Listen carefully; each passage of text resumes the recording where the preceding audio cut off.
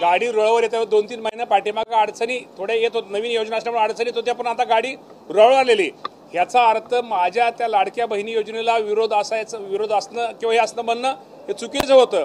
ही योजनाच आम्ही आणलेली, त्यामुळं मला आपल्या माध्यमातून या राज्यातील आमच्या सगळ्या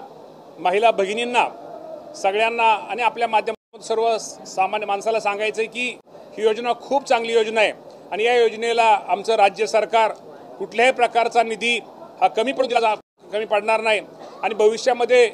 ज्याप्रमाणे मुख्यमंत्री आणि आमचे दोन्ही उपमुख्यमंत्री यांच्या मनात अनेक आमच्या महिला भगिनीविषयी पुढच्या अनेक गोष्टी त्या बाबतीमध्ये ते तिघं पण त्या बाबतीमध्ये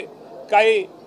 पुढं घोषणा करतील, परंतु निश्चित प्रकारे कालची बातमीच्या बाबतीमध्ये थोडं चुकीचा विपर्यास केला, यामुळे हा खुलासा करण्यासाठी मी आज माध्यमासमोर आलेलो आहोत। बाजू मांडलेले पण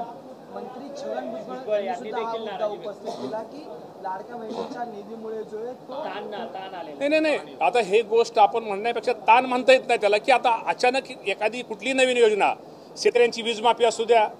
लाडकी बहीण असू द्या, अचानक पैसे त्यामुळं जास्त पैसे लागल्यामुळं इतर योजना थोडा उशीर होतोय, परंतु याचा अर्थ ताण वगैरे सरकारला ताण असं आपल्याला म्हणता येत नाही। परंतु मी तुम्हाला एवढंच सांगतो की मला फक्त आज मी तुमच्यासमोर जो उभा आहे तो विनाकारण माझ्या काही गोष्टी माझ्या बोलण्याचा अर्थ असा, ग्रामीण भागामध्ये आपण निधी वगैरे सुटी सरपंच उपसरपंच येत असतात, थोडा आमची अडचण आहे, हा निधी लवकर आला नाही, मग त्यांना थोडं आपण एक समजावणीच्या भाषेत तुम्ही काळजी करू नका,